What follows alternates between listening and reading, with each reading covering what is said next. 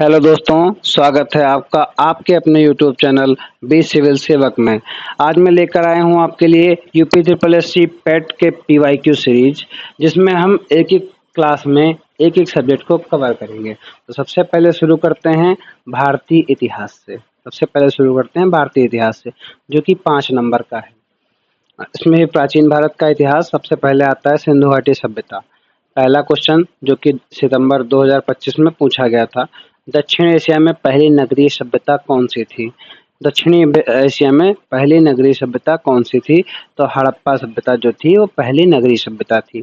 दक्षिण एशिया में जो है प्रथम नगरीय समाज का उदय हड़प्पा सभ्यता में हुआ था। इस सभ्यता के प्रमुख जो सबसे बड़े केंद्र थे, शहरी केंद्र, वो हड़प्पा थे, मोहनजोदड़ो, राखीगढ़ी, धोलावीरा, गढ़वेरी वाला थे। ठीक है। और नगर योजना, शिल्प, संस्कृति इसकी जो है अत्यंत ही विकसित थी। यह दक्षिण एशिया की पहली नगरीय सभ्यता मानी जाती है। अगला क्वेश्चन देखते हैं, हड़प्पा सभ्यता किस युग से संबंधित है? तो हड़प्पा सभ्यता आपकी संबंधित है कांस्य युग से। हड़प्पा सभ्यता कांस्य युग से संबंधित है। जो हड़प्पा वासी थे उनको लोहे का ज्ञान नहीं था, धातुओं के रूप में वो कांसे का उपयोग करते थे। ठीक है। उपकरणों और बर्तनों के निर्माण में भी कांसे का उपयोग होता था। जैसे कि हड़प्पा से नर्तकी की मूर्ति मिली जो कि कांसे की है। ये लॉस्ट वैक्स विधि के द्वारा मूर्तियों को ढाला करते थे। यहाँ कांसे का उपयोग बड़े स्तर पर होता था। अगला क्वेश्चन, मोहनजोदाड़ो शब्द का अर्थ क्या है? तो मोहनजोदाड़ो शब्द का अर्थ है माउंट ऑफ द डेड, मृतकों का टीला। मृतकों का टीला। मोहनजोदड़ो जो है सिंधु सभ्यता का एक बहुत बड़ा शहर था। ठीक है। इसकी खुदाई जो है राखालदास बनर्जी ने 1922 ईस्वी में कराई थी। ठीक। मोहनजोदड़ो का हिंदी में अर्थ है मृतकों का टीला, इंग्लिश में इसे माउंट ऑफ द डेड कहते हैं। ये पाकिस्तान के लरकाना जिले में सिंधु नदी के तट पर पड़ता है।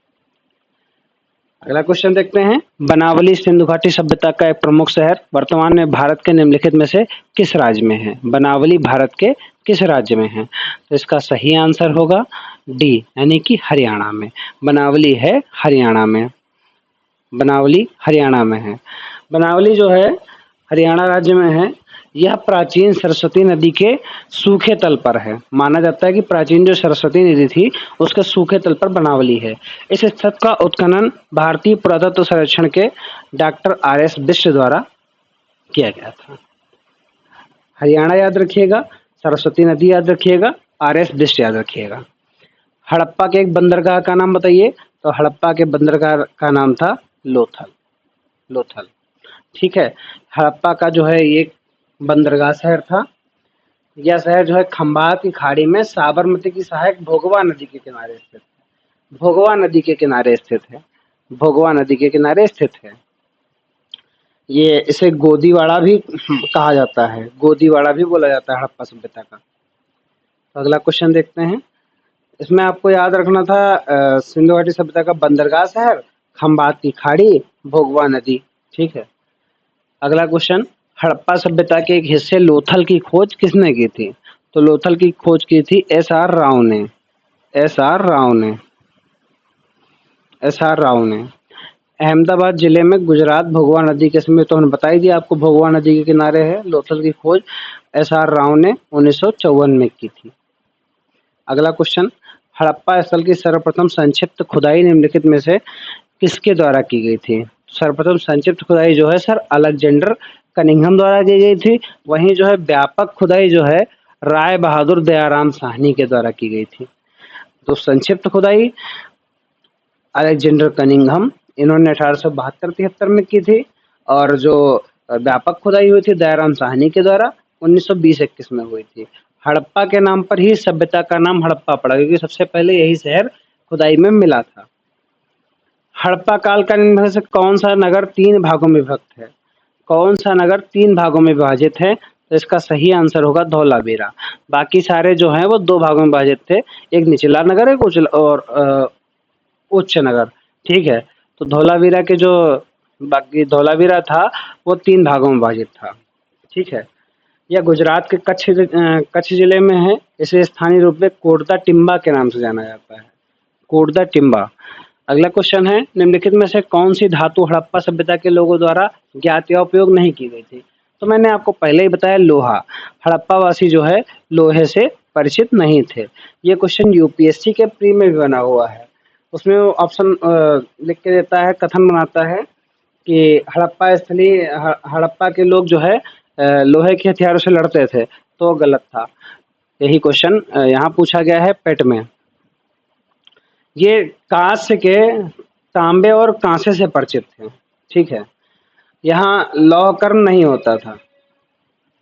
अगला क्वेश्चन देखते हैं, सिंधु घाटी सभ्यता के बारे में इनमें से कौन सा कथन सत्य है? पहला, सिंधु लोग कपास का उत्पादन करने वाले पहले थे। उन्होंने लकड़ी के बक्से में अनाज भंडारित किया। सिंधु घाटी सभ्यता पंजाब, सिंध, बलूचिस्तान, गुजरात, राजस्थान, पश्चिम बंगाल के कुछ हिस्सों को कवर करती थी। सिंधु लोग जो है कुत्तों, बिल्लियों और घोड़ों को बड़े पैमाने में पालते थे। तो ये क्वेश्चन जो है ये गलत हो गया, क्योंकि घोड़ों को नहीं पालते थे, घोड़ों से परिचित नहीं थे, ठीक। अब बात करते हैं, पश्चिम बंगाल के हिस्से को कवर नहीं करती थी सिंधु घाटी सभ्यता, और सिंधु लोग कपास का उत्पादन करते थे, ये सबसे पहले सही है। लकड़ी के बक्से में अनाज भंडारित किया, गलत है। उन्होंने अन्नागार बनाए थे, वो भी ईंटों के, बहुत बड़े बड़े, ठीक। सिंधुकालीन जो है अर्थव्यवस्था कृषि, पशुपालन, शिल्प, व्यापार पर आधारित थी, ठीक। यहाँ के लोग गेहूं, जौ, बाजरा और चावल की खेती करते थे। मोहनजोदड़ो से जो है कपास के कपड़े मिले हैं, जिससे स्पष्ट होता है कि हड़प्पावासी कपास के प्रारंभिक उत्पादक और उपभोक्ता थे। तो अगला क्वेश्चन अगर देखें, तो अगला क्वेश्चन है, सिंधु घाटी सभ्यता की नृत्य करने वाली लड़की के रूप में प्रसिद्ध प्रतिमा किस स्थल से खोजी गई है? डांसिंग गर्ल की जो है प्रतिमा मोहनजोदड़ो से खोजी गई है।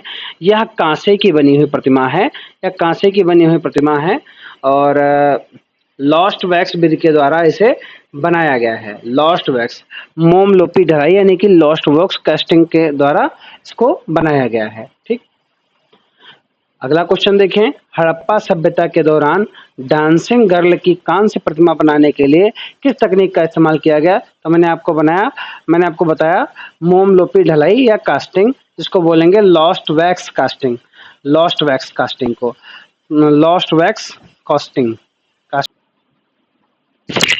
तो अगला क्वेश्चन देखेंगे, निम्नलिखित में से किस स्थान पर पुजारी राजाओं की मूर्ति मिली थी? इसे बेसिकली जो है पुजारी बोला जाता है। पुजारी राजाओं, पता नहीं क्यों शब्द इस्तेमाल किया गया है, बाकी बेसिकली इसे पुजारी बोला जाता है। तो इसका आंसर होगा मोहनजोदड़ो से, ठीक है।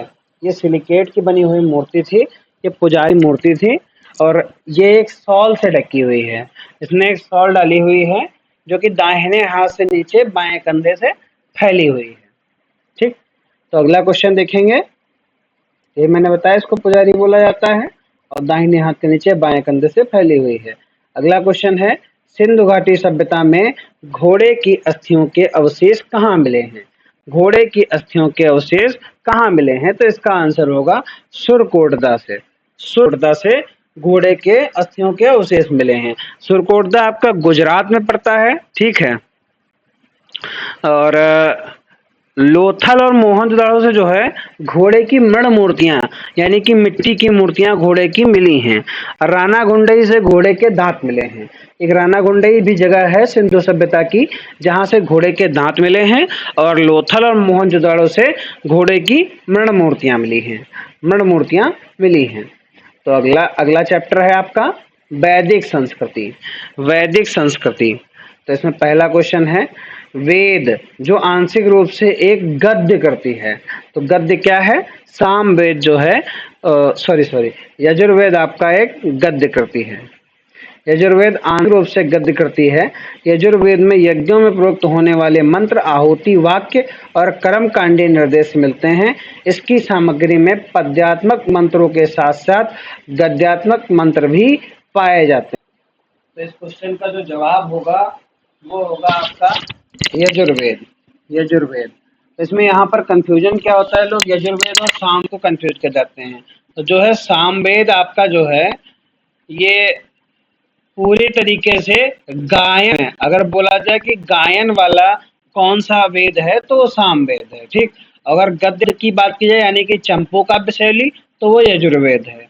वहीं ऋग्वेद जो है पूरी तरीके से पद्य में लिखा गया है, पूरी तरीके से पद्य में लिखा गया है। तो अगले क्वेश्चन की तरफ चलते हैं। तो अगला क्वेश्चन है आपका, अगला क्वेश्चन है प्राचीनतम वेद कौन सा है? तो प्राचीनतम वेद है आपका ऋग्वेद, प्राचीनतम वेद है ऋग्वेद। ठीक है, अन्य जो तीनों वेद हैं ये बाद में लिखे गए हैं। ऋग्वेद में यज्ञ में जो है देवताओं के लिए आवाहन किया जाता है, उसके सूक्तों का संकलन किया गया है। ये जो है वैदिक धर्म का आरंभिक स्रोत माना जाता है। इसमें सूक्तों की संख्या 1028 है और मंत्रों की संख्या लगभग 10,552 है, जिसमें देवताओं की स्तुति की गई है। इसमें 10 मंडल हैं, 10 मंडल हैं। अगला क्वेश्चन देखते हैं, ऋग्वेद में कितने भजनों का संग्रह है? ऋग्वेद में कितने भजनों का संग्रह है? तो ऋग्वेद में संग्रह है 1028 भजनों का, 1028 भजनों का संग्रह है। ठीक है, तो अगला क्वेश्चन, भजनों को ही सूक्त बोला जाता है। यहाँ पर अगर बोल दे कि सूक्त हैं कितने, तो भी वो 1028 ही होगा। भजन पूछेगा तो भी 1028 ही आंसर होगा। अगला क्वेश्चन देखते हैं, उपनिषद शब्द का शाब्दिक अर्थ क्या है? तो उपनिषद शब्द का जो है शाब्दिक अर्थ आपका है किसी के पास बैठना, किसी के पास बैठना। उपनिषद जो है, उपनिषद शब्द आपका उप और नी और सद से बना है। उप का अर्थ है निकट, नी का अर्थ है नीचे और सद का अर्थ है बैठना। इसका आशय हुआ गुरु के निकट बैठकर ज्ञान प्राप्त करना, गुरु के निकट ज्ञान प्राप्त करना। इसीलिए उपनिषद का अर्थ हुआ किसी के पास बैठना, जो कि ऑप्शन में दिया गया उसके अनुसार किसी के पास बैठना। ठीक है, तो अगला क्वेश्चन देखेंगे, वेदों के गद्य प्रकरण क्या कहलाते हैं? जो है वेदों के गद्य प्रकरण जो है वो क्या कहलाते हैं? तो वेदों के गद्य प्रकरण जो है ब्राह्मण कहलाते हैं, ब्राह्मण कहलाते हैं। वेदों के गद्य प्रकरण ब्राह्मण कहलाते हैं। ऋग्वेद के ब्राह्मण ग्रंथ जो हैं ऐतरेय व कौशितकी हैं। ये क्वेश्चन बन सकता है, अलग अलग पूछ लेता है कौन से वेद के कौन से ब्राह्मण ग्रंथ हैं। तो ऋग्वेद के जो ब्राह्मण ग्रंथ हैं वो ऐतरेय और कौशितकी हैं, ऐतरेय और कौशितकी। यजुर्वेद के शतपथ, तैतरीय, मैत्रायणी, काठक तथा कट कपिस्थल हैं। शतपथ यजुर्वेद के जो हैं, फिर से याद करिएगा, शतपथ, तैतरीय, ऐतरेय और तैतरीय में कंफ्यूजन मत करिएगा। ऐतरेय जो है वो ऋग्वेद का है, तैतरीय यजुर्वेद का है। शतपथ, तैतरीय, मैत्रायणी, काठक तथा कट कपिस्थल ये हैं यजुर्वेद के ब्राह्मण ग्रंथ। वहीं सामवेद के हैं पंचविश, जैमिनीय, पंचविश और जैमिनीय। और अथर्ववेद का ब्राह्मण ग्रंथ गोपथ है, अथर्ववेद का ब्राह्मण ग्रंथ गोपथ है। ठीक है, फिर से चाहिए तो याद कर लीजिए एक बार, ऋग्वेद का ऐतरेय और कौशितकी, यजुर्वेद का शतपथ, तैतरीय, मैत्रायणी, काठक, कट कपिस्थल, ये हो गए 5। सामवेद के पंचविश और जैमिनीय, अथर्ववेद का गोपथ, अथर्ववेद का गोपथ। अगला क्वेश्चन देखते हैं, शतपथ ब्राह्मण और तैतरीय ब्राह्मण के ब्राह्मण मूल पाठ क्या है? मतलब किसके ब्राह्मण मूल पाठ हैं? शतपथ ब्राह्मण और तैतरीय ब्राह्मण। तो अभी मैंने याद कराया आपको, शतपथ, तैतरीय, मैत्रायणी, काठक, कट कपिस्थल ये आपके हैं यजुर्वेद के। शतपथ, तैतरीय, मैत्रायणी, काठक, कट कपिस्थल ये हैं यजुर्वेद के। सामवेद के पंचविश जैमिनीय, पंचविश जैमिनीय, अथर्ववेद गोपथ और वहीं ऋग्वेद के ऐतरेय व कौशितकी, ऐतरेय व कौशितकी। अगला क्वेश्चन देखेंगे, अगला क्वेश्चन आपका है पुरुष सूक्त जो कि 4 वर्णों की उत्पत्ति की व्याख्या करता है, किस वैदिक ग्रंथ में पाया जाता है? तो पुरुष सूक्त आपका किस वैदिक ग्रंथ में पाया जाता है? ये आपका पाया जाता है ऋग्वेद में। पुरुष सूक्त पाया जाता है ऋग्वेद में। ऋग्वेद के जो है 10वें मंडल में पुरुष सूक्त का उल्लेख मिलता है। इसमें कहा गया है कि जो है 4 वर्णों की उत्पत्ति, पुरुष सूक्त जो है 4 वर्णों की उत्पत्ति की व्याख्या करता है। ठीक है, इसमें श्लोक भी कहा जाता है कि ब्राह्मणोस्य मुखमासीद बाहुराजन्यकृतः उरु तदस्य यदैष्यः पद्भयम शूद्रो अजायत। इसमें अर्थ इसका हुआ ब्राह्मण जो है वो मुख से निकले हैं, बाहु से राजा निकले हैं, उर से जो है वैश्य निकले हैं, और पद यानी पादों से जो है शूद्र निकले हैं। ऋग्वेद में इसका वर्णन है, ये बात याद रखिएगा बस। अगला क्वेश्चन देखते हैं। छंदोग्य उपनिषद स्पष्ट रूप से निम्नलिखित में से किस आश्रम को संदर्भित करता है? छंदोग्य उपनिषद किस आश्रम को संदर्भित करता है? तो छंदोग्य उपनिषद आपका संदर्भित करता है ब्रह्मचर्य, गृहस्थ और वानप्रस्थ आश्रम को। ब्रह्मचर्य, गृहस्थ और वानप्रस्थ आश्रम को, ये संन्यास को संदर्भित नहीं करता है। छंदोग्य उपनिषद में 3 भाग बताए गए हैं, यज्ञ, दान, तप और आचार्य, गृह में रहने वाला ब्रह्मचारी। छंदोग्य उपनिषद में संन्यास आश्रम का उल्लेख नहीं मिलता है, इसलिए यह उपनिषद मुख्यतः ब्रह्मचर्य, गृहस्थ और वानप्रस्थ आश्रमों का संदर्भ देता है। आश्रम कुल 4 होते हैं, ब्रह्मचर्य, गृहस्थ, वानप्रस्थ और संन्यास। तो इस बात को याद रखिएगा कि छंदोग्य उपनिषद में केवल 3 के बारे में ही संदर्भन है। पहला ब्रह्मचर्य, गृहस्थ और वानप्रस्थ, संन्यास को इन्होंने छोड़ दिया है। अगले क्वेश्चन की बात करते हैं। निम्नलिखित में से कौन सा उपवेद नहीं है? निम्नलिखित में से कौन सा उपवेद नहीं है? तो इसका आंसर होगा योग वेद। योग वेद जो है उपवेद नहीं है, इसको छोड़कर अन्य सभी उपवेद हैं। आयुर्वेद का संबंध चिकित्सा से है, आयुर्वेद का संबंध चिकित्सा से है, और गंधर्व वेद का नृत्य और संगीत से, शिल्प वेद का भवन निर्माण से, तथा शस्त्र शास्त्र वेद युद्ध की शैलियों से संबंधित है। अगला क्वेश्चन देखते हैं। वैदिक देवता जो है इंद्र किस चीज के देवता हैं? वैदिक देवता इंद्र किसके देवता हैं? तो इसका आंसर होगा वर्षा के। वैदिक देवता इंद्र वर्षा के देवता हैं। ऋग्वेद में जो सबसे प्रतापी देवता माना जाता है वो इंद्र को माना जाता है। इनको पुरंदर बोला जाता है, जिसका अर्थ है कि किले तोड़ने वाला। ठीक, इंद्र आर्यों के युद्ध के नेता के रूप में चित्रित किए गए हैं, जिनका काम है असुरों से लड़ने में सैनिकों का नेतृत्व करना, और उसमें उन्होंने विजय भी दिलाई है उसको, देवताओं को। तो ऋग्वेद में जो है इंद्र पर 250 सूक्त यानी कि 250 श्लोक लिखे गए हैं। 250 श्लोक लिखे गए हैं। अगले क्वेश्चन की बात करते हैं। 11 नंबर, पंचगव्य में निम्नलिखित में से क्या सम्मिलित नहीं किया जाता है? तो पंचगव्य में क्या सम्मिलित नहीं किया जाता? ऑब्वियस सी बात है, तुलसी। पंचगव्य का मतलब है गाय से उत्पादित प्रोडक्ट, गाय से बने हुए प्रोडक्ट। तो इसमें पंचगव्य में शामिल होता है गाय का दूध, गाय का दही, गाय का घी, गाय का मूत्र और गाय का गोबर। इनको पंचगव्य कहा जाता है। आयुर्वेदिक ग्रंथों में इसके औषधीय उपयोग बताए गए हैं। ठीक, तुलसी जो है पंचगव्य का हिस्सा नहीं है। अगला क्वेश्चन देखते हैं।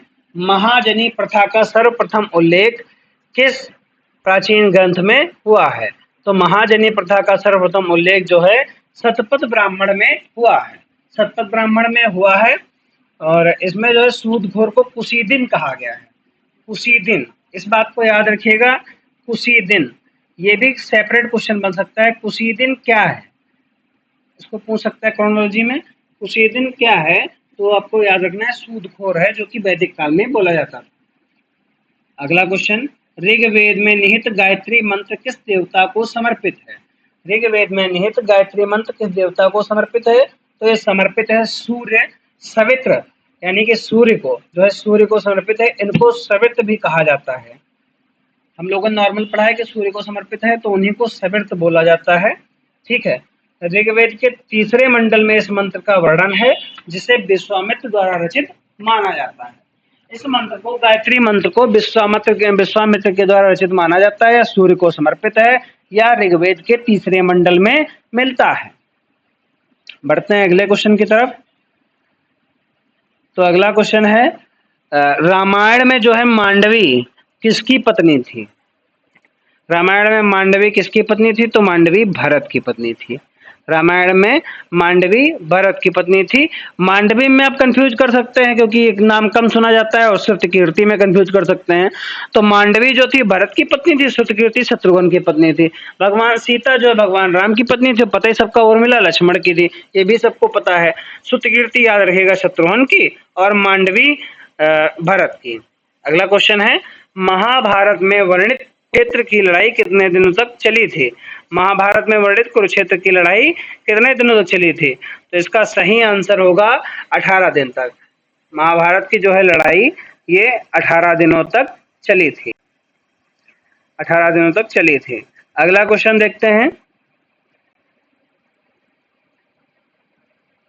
अगला क्वेश्चन देखते हैं। अगला क्वेश्चन नहीं, अगला टॉपिक है बौद्ध धर्म। बौद्ध धर्म, गौतम बुद्ध की जीवनी व शिक्षाएं। तो इसका पहला क्वेश्चन है, निम्नलिखित में से कौन सा बौद्ध पवित्र स्थल निरंजना नदी पर स्थित था? कौन सा बौद्ध पवित्र स्थल निरंजना नदी पर स्थित था? तो इसका सही आंसर होगा बोध गया। बोध गया, बोध गया स्थल जो है निरंजना नदी के किनारे स्थित है। बोध गया में ही भगवान बुद्ध को पीपल वृक्ष के नीचे ज्ञान की प्राप्ति हुई थी। इसके पश्चात ही वह बुद्ध के नाम से प्रसिद्ध हुए थे। इसके पश्चात ही वह बुद्ध के नाम से प्रसिद्ध हुए थे। यही वह स्थान है जहाँ पे भगवान बुद्ध को ज्ञान की प्राप्ति हुई थी। ठीक है। सन 2002 में यूनेस्को द्वारा बोध गया के में स्थित महाबोधि परिसर को विश्व विरासत स्थल घोषित किया गया है। जो 2002 में महाबोधि मंदिर परिसर जो है उसको विश्व विरासत स्थल यूनेस्को द्वारा घोषित किया गया है। अगला क्वेश्चन देखते हैं, ज्ञान प्राप्त करने के बाद गौतम बुद्ध को किस नाम से, किस रूप में जाना जाने लगा? तो इनको जाना जाने लगा बुद्ध को, सॉरी गौतम को, गौतम को बुद्ध के रूप में जाना जाने लगा। अगला क्वेश्चन, बोध गया एक महत्वपूर्ण बौद्ध केंद्र क्यों है? क्योंकि यहाँ पर बौद्ध ने ज्ञान प्राप्त किया था। गौतम बुद्ध ने ज्ञान प्राप्त किया था। गौतम बुद्ध को ज्ञान किस नदी के किनारे प्राप्त हुआ था? तो निरंजना नदी के किनारे प्राप्त हुआ था। ज्ञान जो है निरंजना नदी के किनारे प्राप्त हुआ था। अगला क्वेश्चन, किस स्मारक से गौतम बुद्ध ने दुनिया के लिए बौद्ध धर्म के अपने दिव्य ज्ञान का प्रसार किया? अपने दिव्य ज्ञान का प्रसार किया। किस स्मारक से गौतम बुद्ध ने दुनिया के लिए बौद्ध धर्म के अपने दिव्य ज्ञान का प्रचार किया? तो इसका सही आंसर होगा ऋषिपत्तन, सारनाथ, वाराणसी से। इसमें से कोई भी आंसर सही नहीं है। इसका सही आंसर होगा ऋषिपत्तन, वाराणसी से।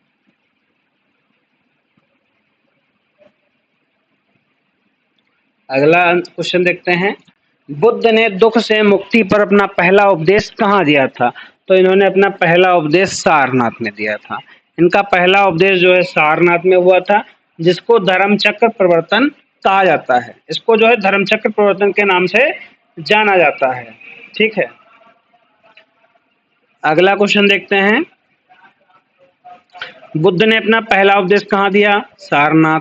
रिपीट क्वेश्चन, बुद्ध ने मैं अपना पहला उपदेश यानी कि सारनाथ में अपने मत की, इसको धर्म चक्र प्रवर्तन कहा जाता है। गौतम बुद्ध ने कहाँ पर धर्म चक्र प्रवर्तन सूत्र का उपदेश दिया था? तो इसका भी आंसर होगा सारनाथ। धर्म चक्र प्रवर्तन से संबंधित है सारनाथ। अगला क्वेश्चन देखते हैं, बौद्धों के लिए उत्तर प्रदेश में स्थित सारनाथ क्यों महत्वपूर्ण है? क्योंकि भगवान बुद्ध ने यहाँ पर पहली बार अपना उपदेश दिया था। यहाँ पर अपना पहला उपदेश दिया था। डी आंसर सही हो जाएगा। अगला है, गौतम बुद्ध ने सारनाथ में अपना पहला उपदेश किस मुद्रा में दिया था? किस मुद्रा में दिया था? तो धर्म चक्र प्रवर्तन मुद्रा में दिया था। धर्म चक्र प्रवर्तन मुद्रा में दिया था। बुद्ध ने किस उम्र में परिनिर्वाण या अंतिम मुक्ति प्राप्त की थी? तो इसका सही आंसर होगा 80 वर्ष की उम्र में। 80 वर्ष की आयु में इन्होंने परिनिर्वाण या अंतिम मुक्ति प्राप्त की थी। बुद्ध को परिनिर्वाण कहाँ प्राप्त हुआ था? तो बुद्ध को परिनिर्वाण जो है कुशीनगर में प्राप्त हुआ था। ये मल्ल गणराज्य की राजधानी थी कुशीनारा या कुशीनगर। यहाँ पर इनको 483 ईसा पूर्व 483 ईसा पूर्व में परिनिर्वाण प्राप्त हुआ था। ठीक है, इसको बौद्ध ग्रंथों में महापरिनिर्वाण या महापरिनिब्बाण भी बोला जाता है। ठीक है, ऋषि पत्तन में उन्होंने अपना ऋषि पत्तन या सारनाथ में उन्होंने पहला उपदेश दिया, बोध गया में उनको ज्ञान की प्राप्ति हुई और कुशीनारा में परिनिर्वाण हुआ। कुशीनारा में परिनिर्वाण हुआ। अगला क्वेश्चन देखते हैं। तो अगला क्वेश्चन है, उस स्थान का नाम बताएं जहां बौद्धों की मान्यता के अनुसार गौतम बुद्ध ने अपनी मृत्यु के बाद परिनिर्वाण प्राप्त किया था। अभी हमने पढ़ा कुशीनगर या कुशीनारा, जो भी ऑप्शन में मिल जाए। अगला क्वेश्चन है, बौद्ध धर्म में त्रिपिटक या त्रिपिटक शब्द का अर्थ क्या है? त्रिपिटक या त्रिपिटक शब्द का अर्थ क्या है? तो इसका अर्थ है 3 टुकड़ियां या संग्रह जिनमें बौद्ध की शिक्षाएं हैं। त्रिपिटक का अर्थ है 3 पिटारे। ये बौद्ध धर्म के 3 जो है प्रमुख भाग हैं। इनको बोला जाता है विनय पिटक, सुत्त पिटक और अभिधम्म पिटक। विनय पिटक, सुत्त पिटक और अभिधम्म पिटक। ठीक है, तो विनय पिटक में जो है नियमों का संग्रह दिया गया है। ठीक है, और अभिधम्म पिटक में जो है दार्शनिक सिद्धांतों का वर्णन किया गया है। वहीं आपके सुत्त पिटक में जो है उपदेशों का जो उपदेश थे उनका डायरेक्ट जो बताया गया है वो थे, उनका संग्रह किया गया है। अगला क्वेश्चन देखते हैं, त्रिपिटक के किस भाग में बुद्ध की पारंपरिक शिक्षाएं हैं? तो त्रिपिटक के किस भाग में बुद्ध की पारंपरिक शिक्षाएं हैं? तो सुत्त पिटक में। यही मैंने भी बताया कि सुत्त पिटक में उनकी शिक्षाओं का वर्णन सुत्त पिटक में, और विनय पिटक में नियम है। विनय पिटक में नियम है।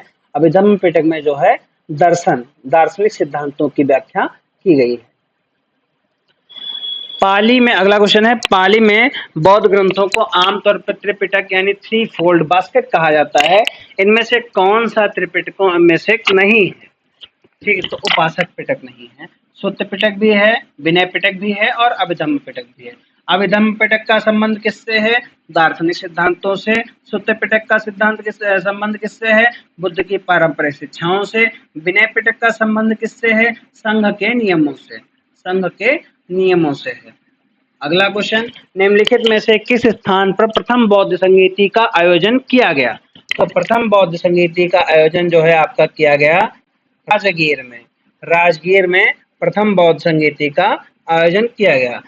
जब गौतम बुद्ध की मृत्यु हो गई तो उसके तत्काल बाद यह आयोजन किया गया था। ठीक है, इसका बिहार के राजगीर में आयोजन हुआ था। अगला क्वेश्चन देखते हैं। अगला क्वेश्चन है आपका, कनिष्क के शासनकाल के दौरान निम्नलिखित में से कौन सी बौद्ध संगीति आयोजित की गई? कनिष्क शासनकाल के दौरान बौद्ध संगीति हुई चौथी बौद्ध संगीति आयोजित की गई। आइए चारों बौद्ध संगीतियां देख लेते हैं ध्यान से। तो जो है पहली बौद्ध संगीति आपकी 483 ईसा पूर्व में, बुद्ध जी की मृत्यु भी इसी काल में हुई थी, 483 ईसा पूर्व में। ठीक है, उसके तत्काल बाद इसका आयोजन हुआ था। तो 483 ईसा पूर्व में इसका आयोजन राजगृह में हुआ। बिहार के महाकश्यप जो है इसके अध्यक्ष थे और अजातशत्रु उस समय के शासक थे। जो दूसरी हुई वो 383 ईसा पूर्व में, इसके 100 साल बाद वैशाली में इसके सबकामी अध्यक्ष थे कालाशोक उस समय के शासक हुआ करते थे। तीसरी बौद्ध संगीति 247 ईसा पूर्व में पाटलिपुत्र में हुई।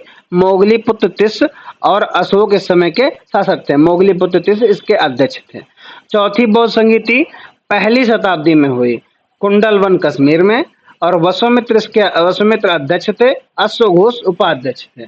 कनिष्क जो है उस काल के शासक हुआ करते थे।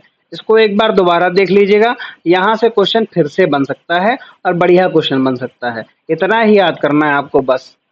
इसको एक बार देख लीजिएगा ध्यान से। नागार्जुन कौन थे? तो नागार्जुन थे एक बौद्ध दार्शनिक थे। ठीक है, नागार्जुन एक बौद्ध दार्शनिक थे। ये शून्यवाद या माध्यमिक के प्रवर्तक थे। शून्यवाद या माध्यमिका बोला जाता है इनके दर्शन को। ये इसके प्रवर्तक थे। ठीक है, इनकी रचना क्या है? मूल मध्यमक कारिका किसकी रचना है? नागार्जुन की रचना है। ये शून्यवाद या माध्यमिक के प्रवर्तक थे। अगला क्वेश्चन देखते हैं। आपका अगला क्वेश्चन है, राजा बिंबिसार के दरबार में उस प्रसिद्ध चिकित्सक का क्या नाम है जो भगवान बुद्ध के निजी चिकित्सक थे? तो इसका आंसर है जीवक। जीवक जो है प्राचीन भारत के प्रसिद्ध आयुर्वेदाचार्य थे। ये गौतम बुद्ध के निजी चिकित्सक थे तथा बिंबिसार के राज्य चिकित्सक थे। बिंबिसार मगध का राजा था। अजातशत्रु बिंबिसार का पुत्र था, जिसके काल में पहली बौद्ध संगीति हुई। अजातशत्रु बिंबिसार का पुत्र था। अगला क्वेश्चन, भारत में किस शहर को विश्व का सबसे पुराना शहर माना जाता है? तो विश्व का सबसे पुराना शहर माना जाता है वाराणसी शहर को। सबसे पुराना शहर माना जाता है वाराणसी शहर को। हिंदू मान्यताओं के अनुसार भी सबसे पुराना जो है काल है, और बुद्ध काल में वाराणसी जो है काशी महाजनपद की राजधानी भी हुआ करता था। तो अगला टॉपिक आपका है जैन धर्म। जैन धर्म को हम लोग पढ़ेंगे। इस टॉपिक का पहला क्वेश्चन है, पहले जैन तीर्थंकर कौन थे? तो पहले जैन तीर्थंकर थे ऋषभदेव। जो है पहले तीर्थंकर थे ऋषभदेव। इनको जैन धर्म का संस्थापक माना जाता है। 23वें तीर्थंकर पार्श्वनाथ थे। और आखिरी तीर्थंकर जो है आखिरी और 24वें तीर्थंकर महावीर स्वामी थे। अगला क्वेश्चन देखते हैं। 24 जैन तीर्थंकर में से अंतिम तीर्थंकर 24 जैन तीर्थंकरों में से अंतिम तीर्थंकर कौन से थे? तो अंतिम तीर्थंकर थे महावीर स्वामी। अंतिम तीर्थंकर थे महावीर स्वामी। अब अगला क्वेश्चन देखते हैं। भगवान महावीर को ज्ञान कहाँ प्राप्त हुआ था? तो इसका सही आंसर होगा जंभिक ग्राम के सिजपालिका नदी के तट पर एक साल के वृक्ष के नीचे उनको कैवल्य ज्ञान की प्राप्ति हुई थी। कैवल्य ज्ञान की प्राप्ति कहाँ हुई थी? जंभिक ग्राम के पास ऋजुपालिका नदी के तट पर साल के वृक्ष के नीचे कैवल्य की प्राप्ति हुई थी। अगला क्वेश्चन, महावीर स्वामी को जिन के नाम से जाना जाने लगा, जिन का अर्थ क्या है? तो जिन का अर्थ है विजेता। जिन का अर्थ माना जाता है विजेता। महावीर स्वामी को जो है 12 वर्षों की कठोर तपस्या के बाद ज्ञान प्राप्त हुआ था। अब ज्ञान प्राप्ति के पश्चात वे केवलिन, अरहत, जिन तथा निर्गंथ कहलाए। निर्गंथ शब्द याद रखिएगा। निर्गंथ का अर्थ है बंधन रहित। ये भी पूछ सकता है निर्गंथ मतलब कौन? निर्गंथ, ये यहाँ पर लिखा हुआ है निर्गंथ का अर्थ है बंधन रहित। ये सारे नाम इनके उपनाम याद रखिएगा। केवलिन बोला गया, अरहत बोला गया, जिन और निर्गंथ। अरहत और जिन और निर्गंथ ये इनके नाम कहे गए। अगला क्वेश्चन देखते हैं। तो अगला क्वेश्चन आपका है, जैन धर्म में 3 रत्न यानी त्रिरत्न हैं जिन्हें निर्वाण का मार्ग कहा जाता है। तो इनमें से कौन से हैं त्रिरत्न? तो इसमें से त्रिरत्न होंगे आपके ये वाले, सही विश्वास, सही ज्ञान और सही आचरण। ये तो भाषा बदली हुई है, हालांकि इनको इस तरीके से पढ़ा जाता है, सम्यक दर्शन, सम्यक ज्ञान और सम्यक आचरण। ठीक है। सम्यक जो है वास्तविक ज्ञान को ही सम्यक दर्शन बोला जाता है।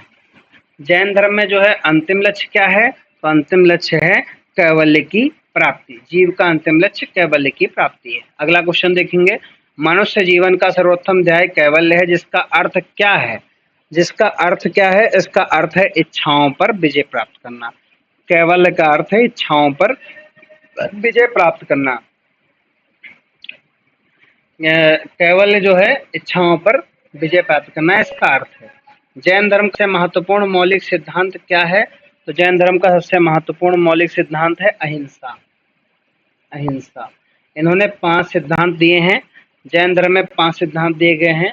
अहिंसा, सत्य, अस्तेय, अपरिग्रह और ब्रह्मचर्य। अहिंसा का मतलब है मारना नहीं, सत्य का अर्थ है सत्य बोलना, अस्तेय का अर्थ है चोरी नहीं करना, अपरिग्रह का अर्थ है संग्रह करने से बचना, ब्रह्मचर्य का अर्थ है ब्रह्मचर्य का पालन करना। अगला क्वेश्चन है, महावीर और उनके अनुयायियों की शिक्षाएं कई शताब्दियों तक मौखिक रूप से प्रसारित होती रहीं। इन्हें लगभग 1500 वर्ष पहले लिखा गया था। वर्तमान वे निम्नलिखित में से किस स्थान पर उपलब्ध हैं? तो वर्तमान में वे निम्नलिखित में से किस स्थान पर उपलब्ध हैं?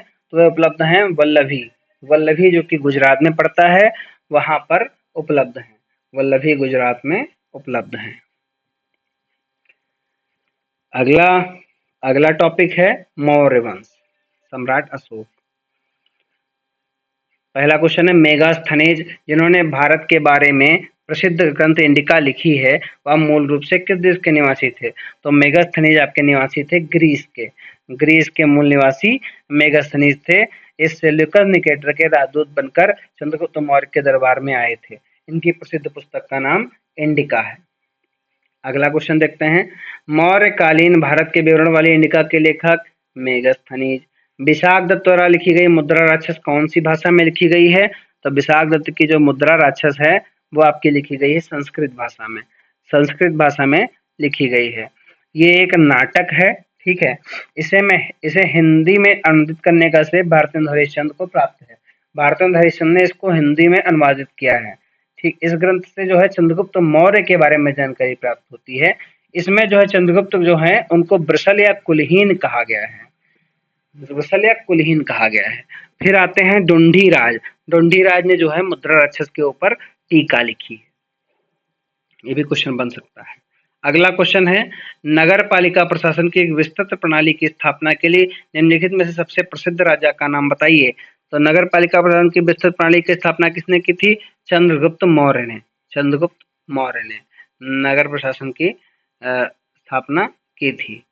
ठीक है, तो इसमें जो है यूनानी लेखक जो मेगास्थनीज हैं उन्होंने इसका वर्णन अपनी इंडिका में किया है। इनके अनुसार जो है नगर पालिका का प्रशासन 30 सदस्यों वाली समिति के द्वारा होता था। इसमें इसकी कुल 6 समितियां होती थी। प्रत्येक समिति में 5 सदस्य होते थे।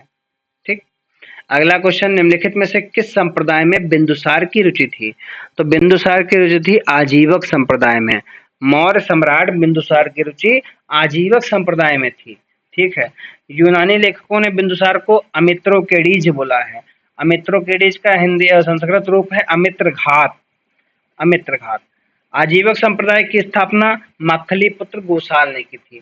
मक्खलीपुत्र गोसाल ने की थी।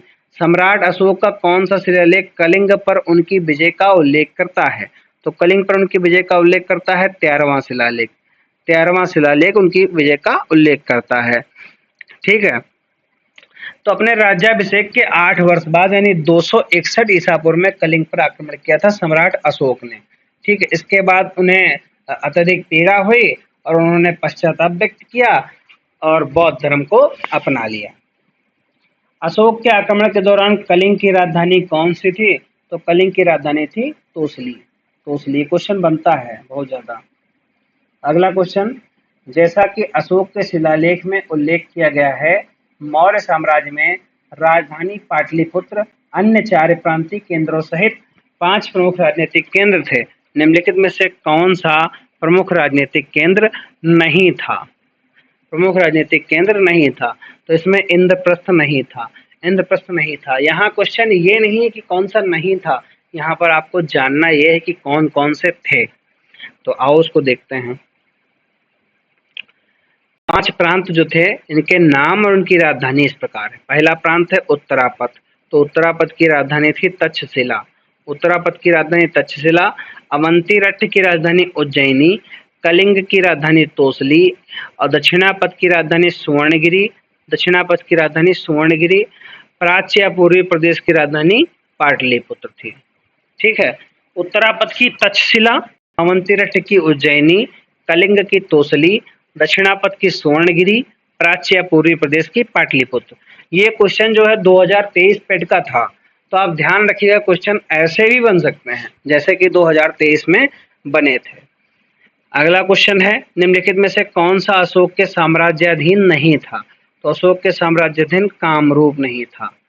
कामरूप जो है अशोक के साम्राज्याधीन नहीं था, क्योंकि कामरूप को जो है पहला उल्लेख समुद्रगुप्त के टाइम मिलता है 4वीं शताब्दी में, जो कि प्रयाग प्रशस्ति में मिलता है, हरिसेन द्वारा लिखी गई है। यह गुप्त साम्राज्य के साथ वर्णित है। अगला क्वेश्चन देखते हैं। अशोक के निम्नलिखित में से शिलालेखों में ब्राह्मी लिपि का प्रयोग नहीं किया गया था। कौन से शिलालेखों में ब्राह्मी लिपि का प्रयोग नहीं हुआ था? तो ब्राह्मी लिपि का प्रयोग शाहबाजगढ़ी शिलालेख में नहीं हुआ था। शाहबाजगढ़ी शिलालेख में ब्राह्मी लिपि का प्रयोग नहीं हुआ था। ब्राह्मी लिपि और मानसेहरा, ठीक है, इनमें ईरानी आरमाइक जो कि खरोष्ठी लिपि है, ईरानी आरमाइक लिपि से उत्पत्ति हुई उसकी, उसके द्वारा इनको लिखा गया था। ठीक, तो अगला क्वेश्चन देखते हैं। अशोक के प्रधान शिलालेखों में सबसे बड़ा शिलालेख कौन सा है? सबसे बड़ा शिलालेख है 13वां। सबसे बड़ा शिलालेख है 13वां शिलालेख जो है सबसे बड़ा है। अगला क्वेश्चन देखते हैं। अगला क्वेश्चन है, निम्नलिखित में से मौर्य कला का सर्वोत्तम प्रतिमान कौन सा है? तो मौर्य कला का सर्वोत्तम प्रतिमान है स्तंभ। मौर्य कला का सर्वोत्तम प्रतिमान है स्तंभ। ठीक है, एकात्मक स्तंभ इनकी प्रमुख विशेषता है। एकात्मक स्तंभ का मतलब होता है एक ही पत्थर को काट कर बनाया गया और उसमें टुकड़े नहीं है, उनको जोड़ा नहीं गया है। जो सारनाथ का सिंह चतुर्मुखी स्तंभ शीर्ष है वो इसका उदाहरण है। अशोक का सिंह, अगला क्वेश्चन है, अशोक का सिंह चतुर्मुख स्तंभ शीर्ष एक स्तंभ पर था। कहाँ था? सारनाथ में। सारनाथ एक स्तंभ पर था। ठीक है, इसे अशोक महान ने बनवाया था। यहाँ 4 शेर बैठे हुए हैं, सबकी पीठ एक दूसरे से सटी हुई है। ठीक, इसको राष्ट्रीय प्रतीक के रूप में अपनाया गया है। भारतीय तिरंगे के मध्य में इसमें जो चक्र है उसको लिया गया है। अगला क्वेश्चन क्या है? मौर्य अर्थव्यवस्था। मौर्य अर्थव्यवस्था मुख्य रूप से किस पर निर्भर थी? तो मौर्य अर्थव्यवस्था मुख्य रूप से कृषि पर निर्भर थी। मौर्य अर्थव्यवस्था मुख्य रूप से कृषि पर निर्भर थी। या भूमि का जिसे भाग कहा जाता है, राजस्व का प्रमुख स्रोत था। या उत्पादन का 1/6 होता था। ये फैक्ट भूलिएगा नहीं, याद रखिएगा, कुछ भी पूछ सकता है। भाग और 1/6। अगला क्वेश्चन है, देवानाम प्रिय नाम किसे दिया गया था? तो देवानाम प्रिय नाम दिया गया था अशोक को। देवानाम प्रिय नाम दिया गया था अशोक को। ठीक है, अशोक को प्रियदर्शी भी बोला जाता है। अशोक का नाम मासी, गुर्जरा, नेतुर और उडैगोलम के अभिलेखों में मिलता है। ठीक, अशोक को धम्म नीति और कलिंग युद्ध के लिए विशेष तौर पर जाना जाता है। अगला क्वेश्चन, निम्नलिखित में से वह व्यक्ति कौन है जिसका नाम देवानाम प्रियदर्शी था? तो मौर्य सम्राट अशोक। अगला टॉपिक है गुप्त वंश। इसको नेक्स्ट क्लास में देखेंगे। अभी तक के लिए इतना ही। जाते जाते चैनल को जरूर सब्सक्राइब करते जाइएगा, क्योंकि यदि आप सपोर्ट नहीं करेंगे तो हमारा चैनल और हमारी कोचिंग आगे कैसे बढ़ेगी। सपोर्ट करिएगा। Thank you.